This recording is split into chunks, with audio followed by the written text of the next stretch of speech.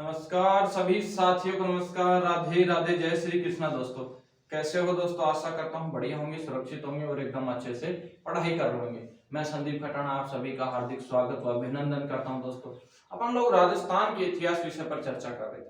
राजस्थान इतिहास विषय के अंतर्गत अपन मेवाड़ के इतिहास के ऊपर चर्चा कर रहे थे।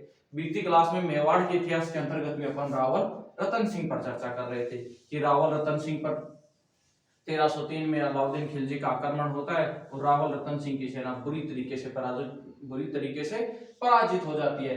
इसी के साथ ही रावल रतन सिंह ने केसरिया किया था, रानी पद्मिनी ने जौहर किया था। जहां केसरिया और जौहर दोनों एक साथ होते हैं उसे साका कहते हैं। 26 अगस्त 1303 को मेवाड़ का प्रथम साका हो जाता है। यहाँ तक की बातें अपन कर चुके थे।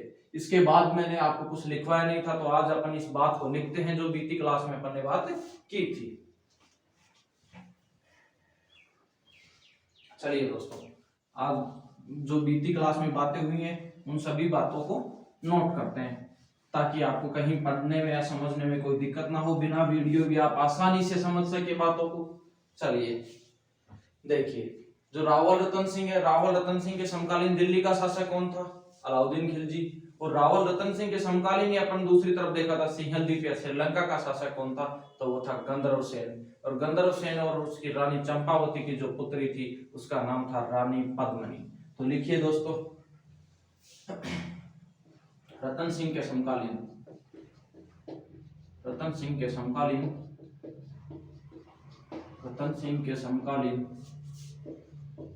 सिंहल द्वीप। कौन सा द्वीप? सिंहल द्वीप। इसी को सिलोन भी बोलते हैं।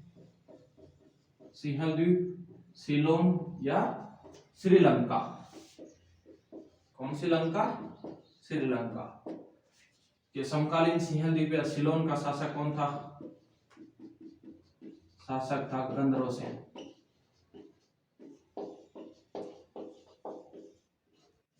कौन सा सेन? गंधर्व सेन। जिसकी रानी कौन थी? चंपावती। इसकी रानी का नाम था चंपावती और इनकी जो पुत्री थी, पुत्री का नाम था रानी पद्मिनी। इतनी बात समझ आ रही है? नोट करते चलिएगा साथ साथ। अगर नोट नहीं करना तो बाद में वीडियो को रोककर एक बार स्क्रीनशॉट लेकर बाद में नोट कर लीजिएगा दोस्तों। अब इसके बाद देखिए, जो रानी पद्मिनी है, रानी पद्मिनी के पास एक तोता होता है। मैंने आपको बताया था हीरामन तोता, जो वर्तमान राजस्थान में गागरोन झालावाड़ में पाए जाते हैं, जो मनुष्य की भांति बोल सकते हैं, मनुष्य की भाषा भी समझ सकते हैं। तो लिखिएगा, रानी पद्मिनी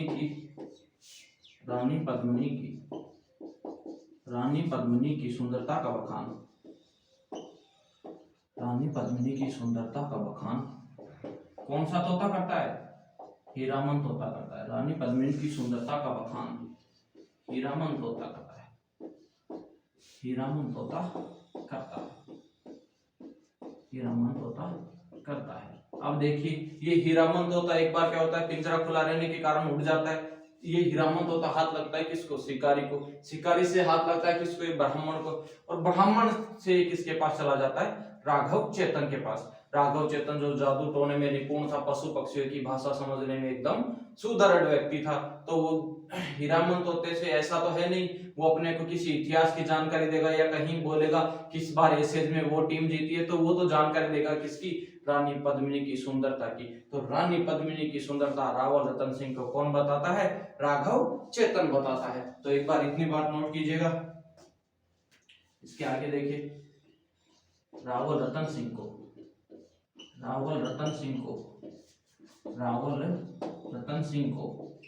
पद्मिनी की जानकारी, रावल रतन सिंह को पद्मिनी की जानकारी कौन देता है? राघव चेतन देता है। पद्मिनी की जानकारी राघव चेतन देता है। ये सब बातें मैं आपको कल बता चुका हूं। अगर आपने ध्यान से कल वाला वीडियो देखा होगा, सुना होगा, तो ये सब बातें अपनी बीती क्लास में हो चुकी हैं। मैं सिर्फ आपको नोट करवा रहा हूं ताकि आपको कहीं दिक्कत ना हो आगे चलकर जब आप समझे। तो एक बार इन सब चीजों का स्क्रीनशॉट ले लीजिए, इनको नोट कर लीजिए। हो गया यहां तक? स्क्रीनशॉट ले लीजिए या नोट कर लीजिए एक बार इसको। चलिए, आशा करता हूं स्क्रीनशॉट ले लिया होगा आपने। अब देखिए, रावल रतन सिंह को रानी पद्मिनी के बारे में कौन बता देता है? राघव चेतन बता देता है। तो राघव चेतन और जो रावल रतन सिंह है दोनों कहाँ निकल जाते हैं, सिंहल द्वीप के लिए निकल जाते हैं। और सिंहल द्वीप जाकर योगी के भेष में गंधर्व सेन के दरबार में रोजाना योगी के भेष में जाते और वहां से जो भिक्षा मिलती वो लेकर वापस आ जाते। ऐसा सिलसिला 15-20 दिन तक चलता रहा, लेकिन रानी पद्मिनी के उन्हें दर्शन नहीं हुए। एक रोज होता क्या है कि राघव चेतन और जो रावल रतन सिंह है वो जाते हैं दरबार में योगी के वेश में, और शीश महल पर रानी पद्मिनी घूम रही होती है, भ्रमण कर रही होती। रानी पद्मिनी की सुंदरता को देखते ही रावल रतन सिंह तो वहीं मोहित हो जाते हैं दोस्तों, मुग्ध हो जाते हैं उनकी सुंदरता को देखते ही। उसके बाद जो गंधर्व सेन है वो उनको रोक लेता है कि आप कौन हो, मैं देख रहा हूँ आप 15-20 दिन से रोज आ रहे हो, भिक्षा लेकर चले जा रहे हो, यहाँ के तो आप लगते नहीं हो, मैंने आपको कहीं पहले देखा भी नहीं है, आप हो कौन, आप अपना परिचय करवाओ दोस्तों। तो रावल रतन सिंह सच्चाई बता देता है कि मैं मेवाड़ राज्य का राजा रावल रतन सिंह हूँ, मैं कोई योगी नहीं हूँ, मैं कोई भिखारी नहीं हूँ। गंधर्व सेन इतनी बात सुनकर गंधर्व सेन भी कहता है इतने बड़े राज्य का राजा मेरी लड़की से विवाह करना चाहता है। तो गंधर्व सेन वही रावल रतन सिंह और रानी पद्मिनी का गंधर्व विवाह करवा देता है।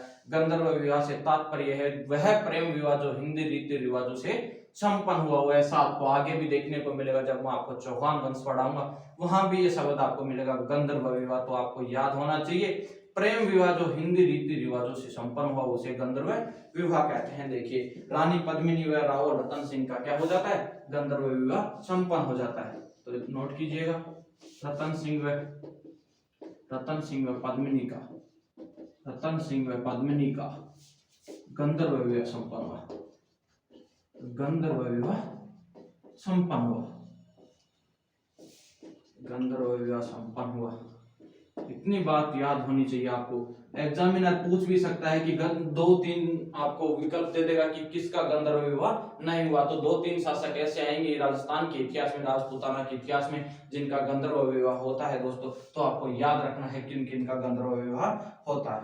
अब देखिए मैंने आपको कल बताया था जब गंधर्व विवाह होता है तो रानी पद्मिनी के साथ, जब आपने नाम सुना होगा पहले एक डावरिया प्रथा चलती थी, जब उच्च राजघराने में किसी भी लड़की का विवाह होता था तो उसकी देख रेख के लिए उसके साथ कन्याएं भेजी जाती थी। तो रानी पद्मिनी के साथ 1600 महिलाएं और 2 व्यक्ति गोरा और बादल चाचा भतीजाए जो आगे चलकर रावल रतन सिंह के प्रमुख सेनापति बने थे और अलाउद्दीन खिलजी के साथ युद्ध में वीर गति को प्राप्त हो चुके थे रावल रतन सिंह के साथ गोरा और बादल। तो ये बात नोट कीजिएगा,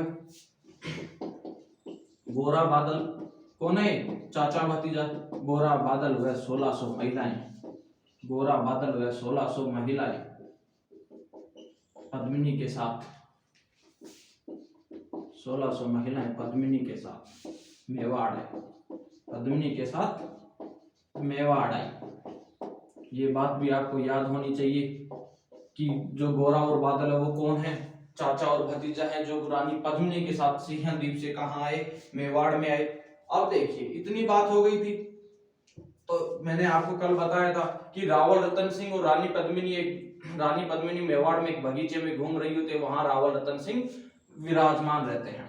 तो जैसे ही अब एंट्री होती है अपने किसकी, खतरनाक भाई साहब राघव चेतन की, जैसे ही राघव चेतन की एंट्री होती है राघव चेतन की तिरछी नजर पड़ती है किस पर, रानी पद्मिनी पर। जैसे ही रानी पद्मिनी पर राघव चेतन की तिरछी नजर पड़ती है उधर रावल रतन सिंह की नजर पड़ती है किस पर, राघव चेतन पर। और राघव चेतन के जादू टोने के बारे में भी जानकारी हो जाती है किसको, रावल रतन सिंह को। तो जैसे ही रावल रतन सिंह को राघव चेतन के जादू टोने की जानकारी होती है रावल रतन सिंह राघव चेतन को राज्य से निकाल देता है, मेवाड़ छोड़ जाने का आदेश दे देता है। तो लिखिएगा ये बात, रतन सिंह को राघव चेतन के बारे में ब्रैकेट में लिख देना आपने, जादू टोने है। रतन सिंह को राघव चेतन के बारे में पता चलने पर मेवाड़ छोड़ने का आदेश दे देते हैं, मेवाड़ छोड़ने का आदेश दे देते हैं, इतनी बात नोट कीजिएगा, आदेश देते हैं। नोट कर लीजिए या स्क्रीनशॉट ले लीजिए एक बार आप, उसके बाद आगे की ओर बढ़ते हैं। अब देखिए इतनी बात हो चुकी थी। तो रतन सिंह के समकालीन जो दिल्ली का शासक था वो कौन था? अलाउद्दीन खिलजी। और अलाउद्दीन खिलजी को जो रानी पद्मिनी की जानकारी देता है वो कौन देगा? राघव चेतन को अब मेवाड़ से निकाल दिया गया है। तो रावण रतन सिंह के द्वारा जो कृत्य किया गया है, अब इसका बदला राघव चेतन जरूर लेगा। राघव चेतन चला जाता है कहाँ? समकालीन शासक अलाउद्दीन खिलजी होता है कहाँ? दिल्ली में। तो दिल्ली में चला जाता है कौन? राघव चेतन। और रानी पद्मिनी की सुंदरता, जो इतनी सुंदर रानी है, उसकी सुंदरता को 5-7 गुना बढ़ा चढ़ाकर बताता है किसको?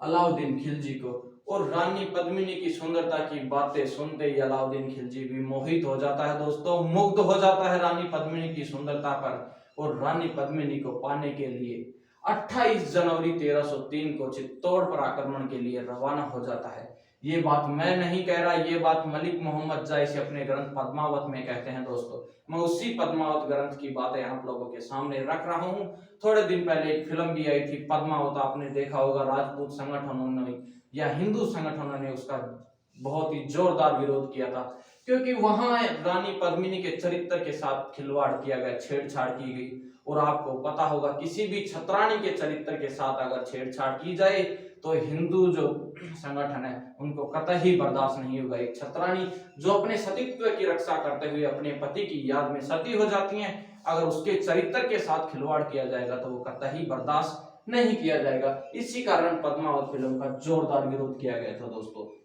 तो यहाँ तक की बातें हो चुकी हैं, आशा करता हूँ स्क्रीनशॉट ले लिया होगा। चलिए आगे की ओर बढ़ते हैं, आगे की ओर बढ़ते हैं। ये सभी बातें कल मैं बता चुका हूं आपको मौखिक रूप से, आज मैं लिखवा देता हूं ताकि आपको आगे दोबारा कभी वीडियो देखने की आवश्यकता ना पड़े। जब भी आप अपनी कॉपी खोल के देखें आपको तुरंत सब कुछ डायग्राम ऐसा कैसा आपके सामने आ जाए। और जब आप परीक्षा में बैठो तो प्रश्न जब आपके सामने हो तो ये डायग्राम आपके दिमाग में ऐसा कैसा छप कर आ जाना चाहिए। अर्थात मैं आपको धीरे धीरे राजस्थान के इतिहास का कर्नल टोड बना के छोड़ूंगा दोस्तों। चलिए दोस्तों लिखिए, रतन सिंह के समकालीन, रतन सिंह के समकालीन, रतन सिंह के समकालीन, रतन सिंह के समकालीन दिल्ली का सुल्तान कौन होता है? समकालीन दिल्ली का सुल्तान, दिल्ली का जो सुल्तान होता है वो कौन होता है? अलाउद्दीन खिलजी। मैं शॉर्ट में एक के लिख दूं तो आप समझ जाइएगा किसके बारे में लिख रहे हैं। मैं आगे अलाउद्दीन खिलजी नहीं लिखूंगा दोस्तों, मैं सीधा शॉर्ट में एक के लिख के चला जाऊंगा। अलाउद्दीन खिलजी, दिल्ली का सुल्तान अलाउद्दीन खिलजी है, ठीक है। आप देखिए अलाउद्दीन खिलजी को रानी पद्मिनी के बारे में कौन बताता है? राघव चेतन। तो लिखिएगा एक के को। अब आपको याद होना चाहिए एक के मैं किसको बोल रहा हूं? अलाउद्दीन खिलजी को। अलाउद्दीन खिलजी को पद्मिनी की जानकारी या पद्मिनी की सुंदरता की जानकारी, पद्मिनी की सुंदरता की जानकारी, पद्मिनी की सुंदरता की जानकारी कौन देता है? राघव चेतन देता है। क्यों देता है? क्योंकि राघव चेतन को मेवाड़ से निकाल दिया गया है, राघव चेतन देता है। इतनी बात समझ में आ गई होगी आपको। लिखते चलिएगा, आज पूरा काम लिखने का ही है पूरे दिन। मलिक मोहम्मद जायसी ने अपने ग्रंथ पद्मावत के अनुसार अलाउद्दीन खिलजी ने चित्तौड़ पर आक्रमण रानी पद्मिनी को प्राप्त करने के लिए किया था दोस्तों। ये बात मैं आपके समक्ष कल रख चुका हूं दोस्तों। चलिए जानकारी दे दी। अब देखिए 28 जनवरी तिथि सामने आती है, 28 जनवरी 1303 की। 28 जनवरी 1303 को अलाउद्दीन खिलजी चित्तौड़ पर आक्रमण करने के लिए निकल जाता है। चित्तौड़गढ़ पर आक्रमण के लिए दिल्ली से रवाना होता है। आक्रमण के लिए दिल्ली से रवाना होता है। कहां से रवाना होता है? दिल्ली से रवाना होता है। होता कहां के लिए? चित्तौड़गढ़ के लिए रवाना होता है। ये बात मलिक मोहम्मद जायसी कहते हैं। मलिक मोहम्मद जायसी के अनुसार तो जो आक्रमण होता है वो रानी पद्मिनी को पाने के लिए होता है। वो बात भी अभी नोट करेंगे अपन। चलिए एक बार इसका स्क्रीनशॉट ले लीजिए, बोर्ड थोड़ा छोटा है। आगे ये समस्या भी आपका, इस समस्या का भी समाधान किया जाएगा। बोर्ड बड़ा लगाया जाएगा ताकि आपको बार बार में स्क्रीनशॉट लेने की आवश्यकता ना पड़े साथियों। चलिए आप देखिए, बात करता हूं मलिक मोहम्मद जायसी के ग्रंथ पद्मावत के अनुसार अलाउद्दीन खिलजी अगर रवाना हुआ है तो क्यों हुआ है? देखिए मलिक मोहम्मद जायसी, लिखते चलिएगा मलिक मोहम्मद जायसी, मलिक मोहम्मद मलिक मोहम्मद जायसी के ग्रंथ, कौन सा ग्रंथ था? पद्मावत। ये नाम याद रखिएगा, पूछ लिया जाता है पद्मावत ग्रंथ के रचयिता कौन है, तो कौन है? मलिक मोहम्मद जायसी। मलिक मोहम्मद जायसी के ग्रंथ पद्मावत के अनुसार अलाउद्दीन खिलजी चित्तौड़गढ़ पर, कौन से गढ़ पर? चित्तौड़गढ़ पर। ये चित्तौड़गढ़ कहाँ है? चित्तौड़गढ़ मेसा के पठार पर बना हुआ है। अलाउद्दीन खिलजी चित्तौड़ पर रानी पद्मिनी को पाने के लिए आक्रमण करता है। रानी पद्मिनी को पाने के लिए आक्रमण करता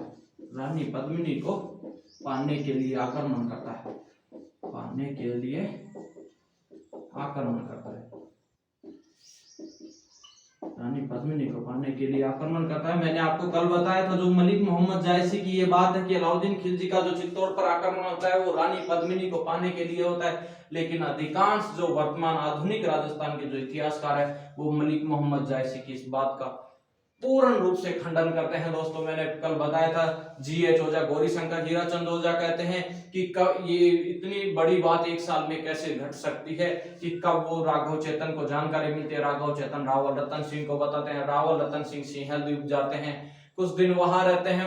उनके बाद रानी पद्मिनी का उनसे विवाह होता है। राघव चेतन फिर अलाउद्दीन खिलजी के पास जाते हैं और इतनी बातें कैसे हो सकती हैं दोस्तों, एक साल में इतना कैसा घटित हो सकता है। जो G.H. ओझा तो इस बात का पूर्ण रूप से खंडन करते हैं कि हाँ माना चित्तौड़ का जो युद्ध हुआ लेकिन रानी पद्मिनी को पाने के लिए नहीं हुआ। उसके बाद जो सर्वमान्य मत जो सामने आता है मुहूर्त नैन्सी जो कहते हैं, मुहूर्त नैन्सी कहते हैं कि रानी पद्मिनी को पाना एक कारण हो सकता है, लेकिन जो मुख्य कारण है वो है चित्तौड़गढ़ का सामरिक महत्व, क्योंकि उस समय जो चित्तौड़गढ़ था वो बहुत बड़ा व्यापारिक केंद्र था। और अलाउद्दीन खिलजी की जो सेना थी, अलाउद्दीन खिलजी की सेना आपको पहले भी मैं बताया था जब रावल समर सिंह पढ़ा रहा था, अलाउद्दीन खिलजी की सेना दिल्ली से निकलकर करणदेव पर आक्रमण करने के लिए गुजरात जा रही थी। तो रावल समर सिंह ने बीच रास्ते में रोक लिया, क्योंकि सेना को जाना था मेवाड़ के रास्ते से। मेवाड़ के रास्ते में रावल समर सिंह रोक लेते हैं और युद्ध होता है दोनों सेनाओं के बीच में। रावल समर सिंह की सेना विजय होती है।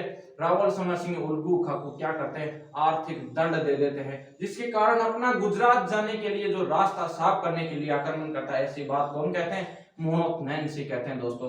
इसके बाद जो दूसरे इतिहासकार आते हैं डॉक्टर दशरथ शर्मा। डॉक्टर दशरथ शर्मा कहते हैं कि हाँ जो मलिक मोहम्मद जायसी कह रहा है वो बात सत्य है, लेकिन मलिक मोहम्मद जायसी की जो बात है कि रानी पद्मिनी को पाने के लिए चित्तौड़ पर आक्रमण हुआ, वो बात कतई ही सही नहीं है। रानी पद्मिनी थी, इतनी सुंदर रानी थी, इस बात का समर्थन कौन करते हैं? डॉक्टर दशरथ शर्मा करते हैं, क्योंकि डॉक्टर दशरथ शर्मा कहते हैं कि जो अबुल फजल हैं अकबर के 9 रत्नों में से एक था, उनका ग्रंथ आईन अकबरी कि आईन अकबरी में भी रानी पद्मिनी की सुंदरता का वर्णन है। तो रानी पद्मिनी तो थी और खूबसूरत रानी थी, लेकिन जो चित्तौड़ पर आक्रमण हुआ वो रानी पद्मिनी को पाने के लिए नहीं हुआ। ऐसी बात कौन कहता है? डॉक्टर दशरथ शर्मा भी ऐसी बात कहते हैं दोस्तों। इसके आगे देखिए भाई, चित्तौड़ पर सेना पहुंच चुकी है। अलाउद्दीन खिलजी की सेना क्या करती है? चित्तौड़ पर पहुंच जाती है और 7-8 महीने की क्या होती है? घेराबंदी होती है। मलिक मोहम्मद जायसी काफी लंबा समय बताते हैं। मलिक मोहम्मद जायसी के अनुसार तो 1 साल से भी ज्यादा का समय होता है चित्तौड़ पर घेराबंदी के लिए, लेकिन ऐसा संभव नहीं है, क्योंकि 1 साल का तो उनका शासनकाल है 1302 से 1303। तो 1 साल का तो अगर घेराबंदी हो गई तो कब वो श्रीलंका गए, कब राघव चेतन अलाउद्दीन खिलजी के पास पहुंचते और कब ये घटना घटित होती है। तो अधिकांश इतिहासकार इस बात को 7-8 महीने ही मानते हैं कि अलाउद्दीन खिलजी की सेना जब चित्तौड़ को घेर लेती है तो 7-8 महीने की घेराबंदी हो जाती है। 7-8 महीने के बाद भी अगर सफलता नहीं मिलती तो क्या करते हैं? अलाउद्दीन खिलजी कूटनीति अपनाते हैं। तो लिखिए, अलाउद्दीन खिलजी के 7-8 माह की घेराबंदी के पश्चात, 7-8 माह के घेराबंदी के पश्चात, घेराबंदी कर ली इन्होंने, घेराबंदी के पश्चात कूटनीति अपनाते हैं। कौन सी नीति? कूटनीति अपनाते हैं। कूटनीति अपनाते हैं। कूटनीति क्या थी? मैंने आपको कल बताया था कि अलाउद्दीन खिलजी 7-8 महीने घेराबंदी कर लेते हैं, लेकिन चित्तौड़ दुर्ग के जो दरवाजे हैं इतने सुदृढ़ होते हैं कि अलाउद्दीन खिलजी की जो मुस्लिम सेना है उनको पार करके चित्तौड़ दुर्ग के अंदर नहीं प्रवेश कर पाई। तो अलाउद्दीन खिलजी कूटनीति अपनाते हैं और एक संदेश भिजवाते हैं दुर्ग के अंदर कि मुझे रानी पद्मिनी का चेहरा दिखा दिया जाए, मैं खुद दिल्ली लौट जाऊंगा। लेकिन रावल रतन सिंह इस बात को नहीं मानते हैं। रावल रतन सिंह कहते हैं कि दुष्ट, तेरी इतनी औकात नहीं है कि तू रानी पद्मिनी का चेहरा देख सके, तेरे बस की बात नहीं है। तो इसके बाद दूसरा संदेशा भिजवाया जाता है अलाउद्दीन खिलजी के द्वारा कि मुझे तो रानी पद्मिनी का सिर्फ जल प्रतिबिंब दिखा दिया जाए तो मैं जल प्रतिबिंब देखकर भी वापस लौट जाऊंगा। और इस बात को मान जाते हैं कौन, रावल रतन सिंह इस बात पर सहमत हो जाते हैं कि रानी पद्मिनी का जल प्रतिबिंब अलाउद्दीन खिलजी को दिखा दिया जाए। तो अलाउद्दीन खिलजी को अकेले को चित्तौड़ दुर्ग के अंदर बुला लिया जाता है दोस्तों।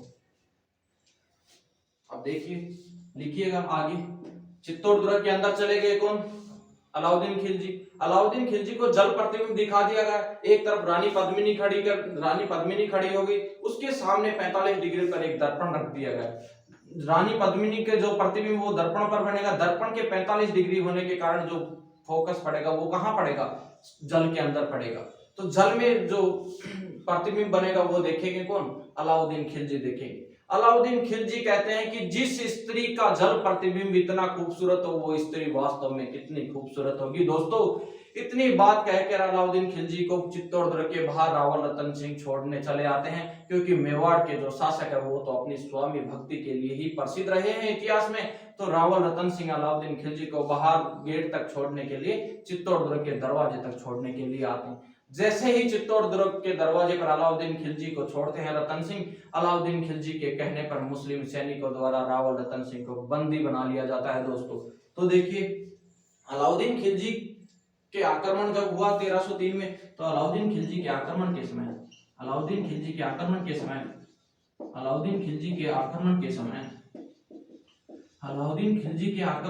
रतन सिंह के सेनापति कौन थे, मैंने आपको पहले बताया, गोरा और बादल नाम बता चुका हूं, कहीं दिक्कत नहीं होनी चाहिए आपको समझने में।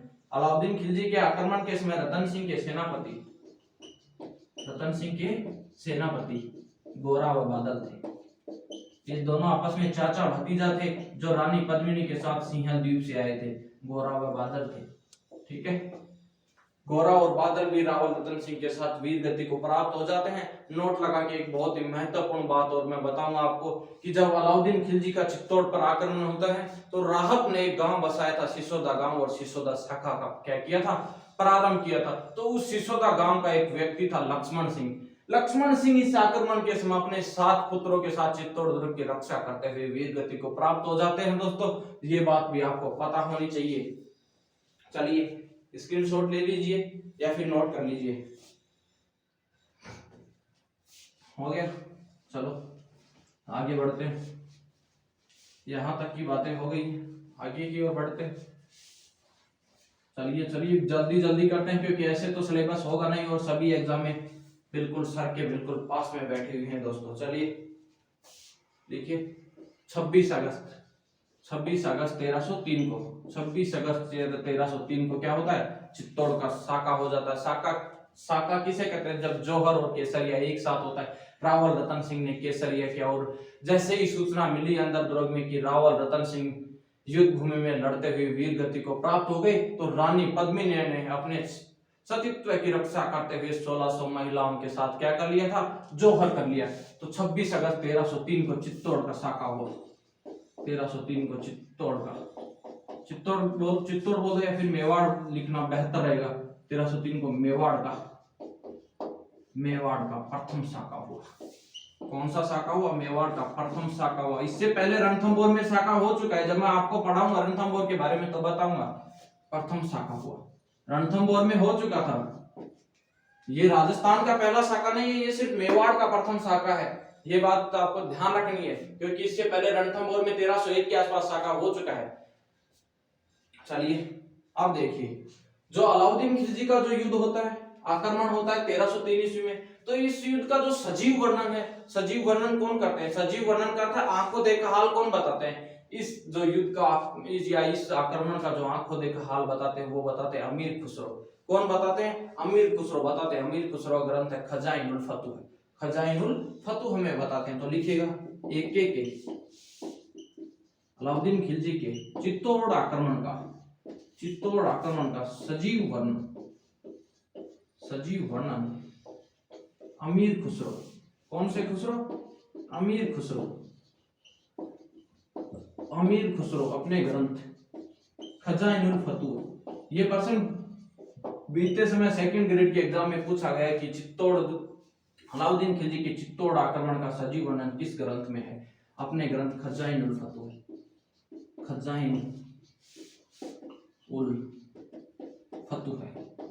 खजाइनुल फतूह में किया।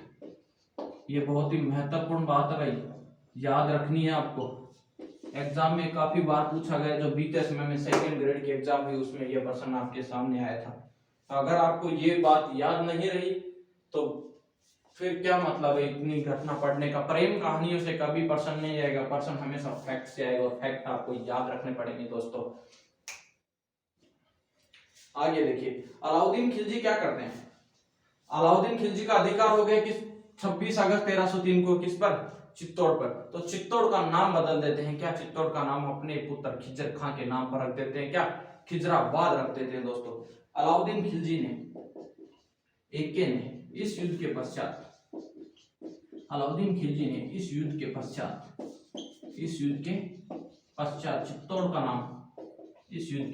चित्तौड़ का नाम बदलकर चित्तौड़ का नाम खिजराबाद रख दिया। चित्तौड़ का नाम खिजराबाद रख दिया। कौन सा बाद रख दिया? खिजराबाद रख दिया। ठीक है, ये बात याद होनी चाहिए आपको कि जो मेवाड़ का प्रथम शाखा होता है वो कब होता है? 26 अगस्त 1303 को होता है। और जो अलाउद्दीन खिलजी का चित्तौड़ पर आक्रमण होता है, इसका सजीव वर्णन कौन करता है? अमीर खुसरो करता है। इस युद्ध का आंखों देखा हाल कौन बयां करता है? अमीर खुसरो बयां करता है अपने ग्रंथ खजाइनुल फतूह में। और जो अलाउद्दीन खिलजी ने इस युद्ध के पश्चात चित्तौड़ का नाम बदलकर क्या कर दिया था? खिजराबाद कर दिया था दोस्तों। यहां तक की बातें आपको याद होनी चाहिए। चलिए स्क्रीनशॉट ले लीजिए एक बार इसका। हो गया? चलिए आगे की ओर बढ़ते हैं। देखिए, अलाउद्दीन खिलजी ने ये जो चित्तौड़ पर विजय प्राप्त की ना, इसके पश्चात अलाउद्दीन खिलजी ने दो तीन काम किए। अलाउद्दीन खिलजी ने क्या किए? विजय कब मिली? 26 अगस्त को मिली। 26 अगस्त 1303 को मिली। तो पहला काम क्या किया? चित्तौड़ का नाम बदल दिया। और चित्तौड़ का नाम बदलकर क्या कर दिया गया? खिजराबाद कर दिया गया। दूसरा देखिए, ये प्रश्न भी पूछा गया है कि जो अलाउद्दीन खिलजी ने चित्तौड़ विजय के बाद किस नदी पर पुल बनाया? तो गंभीरी नदी पर। गंभीरी नदी पर क्या किया था? इन्होंने एक पुल बनवाया था। गंभीरी नदी पर इन्होंने एक पुल बनवाया था। ये बात भी याद होनी चाहिए। इसके बाद इन्होंने एक काम किया, चित्तौड़ दुर्ग में एक दरगाह थी, धाबाई पीर की दरगाह। धाबाई पीर की दरगाह पर इन्होंने एक शिलालेख लिखवाया, जिसे अलाउद्दीन खिलजी का शिलालेख कहा गया। और शिलालेख से आपको तात्पर्य होगा जो शिलाओं पर या पत्थरों पर जो लेख लिखे जाते हैं या शिलाओं पर जो इतिहास की जानकारी मिलती है वो शिलालेख कहलाते हैं। अलाउद्दीन खिलजी का शिलालेख जिसे कहते हैं धाबाई पीर की दरगाह में जो लिखा हुआ है वो अलाउद्दीन खिलजी का शिलालेख कहलाता है साथियों। इतनी बात आपको याद होनी चाहिए। ठीक है, ये बात लिख लीजिए आप एक बार। अलाउद्दीन खिलजी ने चित्तौड़ विजय के पश्चात गंभीरी नदी पर पुल बनवाया। धाबाई पीर की दरगाह है, जो धाबाई जो पीर की दरगाह है, धाबाई पीर की दरगाह पर अलाउद्दीन खिलजी ने शिलालेख लिखवाया। धाबाई पीर की दरगाह में अलाउद्दीन खिलजी ने एक शिलालेख लिखवाया, जिसे अलाउद्दीन खिलजी का शिलालेख कहा जाता है। ये चित्तौड़ दुर्ग में है। कहाँ है ये? चित्तौड़ में है। ठीक है, और चित्तौड़ का नाम बदलकर क्या कर दिया गया? खिजराबाद कर दिया गया। इतनी बात हो गई है, लिख लीजिए इस बात को कि अलाउद्दीन खिलजी ने चित्तौड़ विजय के पश्चात गंभीरी नदी पर पुल बनवाया, धाबाई पीर की दरगाह में शिलालेख लिखवाया, जिसे अलाउद्दीन खिलजी का शिलालेख कहा जाता है। यहां तक बातें आप सभी को क्लियर होनी चाहिए। चलिए आगे की ओर बढ़ते हैं। नोट लगा के एक बात लिखिए, मैंने आपको अभी बताई थी कि अलाउद्दीन खिलजी के आक्रमण के समय जो सिसोदा जो गांव राहत ने बसाया, सिसोदा गांव के एक सामंत थे। सिसोदा गांव के सामंत थे जिनका नाम था लक्ष्मण सिंह। लक्ष्मण सिंह चित्तौड़ की रक्षा करते हुए अपने 7 पुत्रों के साथ वीरगति को प्राप्त हो गए थे दोस्तों। तो नोट लगा के ये बात लिखिएगा, अलाउद्दीन खिलजी के चित्तौड़ आक्रमण के समय सिसोदा गांव के सामंत लक्ष्मण सिंह सिसोदा अपने 7 पुत्रों के साथ क्या हुए थे? वीरगति को प्राप्त हुए थे। तो ये बात लिखिएगा, अलाउद्दीन खिलजी के, एक के का मतलब है अलाउद्दीन खिलजी के चित्तौड़गढ़ पर आक्रमण के समय अलाउद्दीन खिलजी के चित्तौड़ आक्रमण के समय चित्तौड़ आक्रमण के समय दुर्ग की रक्षा करते हुए, दुर्ग की रक्षा करते हुए, दुर्ग की रक्षा करते हुए सिसोदा गांव के सामंत, दुर्ग की रक्षा करते हुए सिसोदा गांव के सामंत, सिसोदा गांव के सामंत क्या थे? सिसोदा गांव के सामंत थे, जिनका नाम क्या था? लक्ष्मण सिंह। सिसोदा गांव के सामंत लक्ष्मण सिंह अपने 7 पुत्रों के साथ वीर गति को प्राप्त हो जाते हैं। अपने 7 पुत्रों के साथ, अपने 7 पुत्रों के साथ वीर गति को क्या हो जाते हैं? प्राप्त हो जाते हैं। अपने 7 पुत्रों के साथ वीर गति को प्राप्त हो जाते हैं। इतनी बात आपको याद होनी चाहिए, प्राप्त हो जाते हैं। ये बात नोट कीजिएगा एक बार, ये बात नोट कीजिएगा। अलाउद्दीन खिलजी के जो चित्तौड़ आक्रमण होता है, चित्तौड़ आक्रमण के समय क्या होता है? चित्तौड़ आक्रमण के समय जो लक्ष्मण सिंह अपने 7 पुत्रों के साथ वीर गति को प्राप्त हो जाते हैं दोस्तों। चलिए यहां तक आशा करता हूं नोट कर लिया होगा और समझ में भी आ रहा होगा। चलिए अब देखिए, यहां तक की बात हो चुकी है। इसके बाद देखिए, जो अलाउद्दीन खिलजी का जो चित्तौड़ पर आक्रमण होता है, इसके अलग अलग मत आपके सामने आते हैं। इसके अलग अलग मत आते हैं सामने, तो वो सभी मतों को मैं एक बार आपको बता देता हूँ। अलाउद्दीन खिलजी के चित्तौड़ आक्रमण के जो अलग अलग मत हैं, हेडिंग डाल दीजिए, अलाउद्दीन खिलजी के चित्तौड़ आक्रमण के मत हैं, वो देखिए। पहला कौन सा है? मलिक मोहम्मद जायसी का। मलिक मोहम्मद जायसी, मलिक मोहम्मद जायसी, मलिक मोहम्मद जायसी ग्रंथ कौन सा इनका? पद्मावत। मलिक मोहम्मद जायसी के अनुसार जो आक्रमण होता है वो किसके लिए होता है? रानी पद्मिनी को पाने के लिए होता है। ये बात मैं आपको कल बता चुका हूं, तो ये फैक्ट आपको सीधा सीधा याद होना चाहिए। जो इतनी राम कहानी 2 क्लासों में चल रही है वो मलिक मोहम्मद जायसी की ही चल रही है। अब अगर अभी भी आपको डाउट है तो आपका डाउट कभी क्लियर हो भी नहीं पाएगा दोस्तों। मलिक मोहम्मद जायसी का जो ग्रंथ है पद्मावत, इसमें जो रानी पद्मिनी को पाने के लिए आक्रमण होता है। दूसरे इतिहासकार आते हैं कौन? G.H. ओझा, गौरी शंकर हीराचंद ओझा। गौरी शंकर हीराचंद ओझा इस बात का खंडन करते हैं। गौरी शंकर हीराचंद ओझा कहते हैं कि मलिक मोहम्मद जायसी की जो बात है वो बिल्कुल काल्पनिक है, इसमें कहीं सत्यता नहीं है। हाँ, चित्तौड़ का आक्रमण हुआ था वो रानी पद्मिनी को पाने के लिए नहीं, अपना गुजरात का रास्ता साफ करने के लिए चित्तौड़ पर आक्रमण होता है। ऐसी बात कौन कहते हैं? गौरी शंकर हीराचंद ओझा ऐसी बात कहते हैं। इनके बाद जो तीसरे इतिहासकार आते हैं, इतिहासकार का नाम है गोपीनाथ शर्मा। गोपीनाथ शर्मा, गोपीनाथ शर्मा जी हैं वो। गोपीनाथ शर्मा जी मलिक मोहम्मद जायसी का क्या करते हैं? मलिक मोहम्मद जायसी का समर्थन करते हैं। वो कहते हैं कि मलिक मोहम्मद जायसी की जो बात है वो काल्पनिक तो नहीं है, कतई काल्पनिक नहीं है। इनके बाद जो चौथे इतिहासकार आते हैं वो आते हैं डॉक्टर दशरथ शर्मा। डॉक्टर दशरथ शर्मा, इनका जो मत है वो याद रखने लायक मत है। जो डॉक्टर दशरथ शर्मा है, डॉक्टर दशरथ शर्मा कहते हैं कि रानी पद्मिनी को पाना एक कारण हो सकता है, लेकिन जो मुख्य कारण था आक्रमण का वो था चित्तौड़ का सामरिक महत्व। चित्तौड़ उस समय एक बड़ा व्यापारिक केंद्र था, इसलिए अलाउद्दीन खिलजी साम्राज्य विस्तार नीति का शासक था, तो इसीलिए उन्होंने चित्तौड़ पर आक्रमण किया था दोस्तों। इतनी बात हो चुकी है। चलिए अब देखिए आगे की बात मैं आपको और बताता हूँ। ये मत हो गए हैं, कोई दिक्कत नहीं है यहाँ तक। चलिए, विजय हो चुकी थी कब की? विजय हो चुकी है 1303 में, 26 अगस्त की डेट है। 26 अगस्त 1303 को विजय हो जाती है। और चित्तौड़ का जो कार्यभार संभालता है वो कौन संभालता है? खिज्जर खां। चित्तौड़ का कार्यभार संभालता है खिज्जर खां। 1303 से कब तक संभालता है? 1313 तक। 1303 से 1313 तक जो चित्तौड़ का कार्यभार संभालता है वो कार्यभार संभालता है कौन? खिज्जर खां। 1313 में घटना होती है, अलाउद्दीन खिलजी की तबीयत खराब हो जाती है। अलाउद्दीन खिलजी की तबीयत खराब होने के कारण खिज्जर खां को कहाँ जाना पड़ जाता है?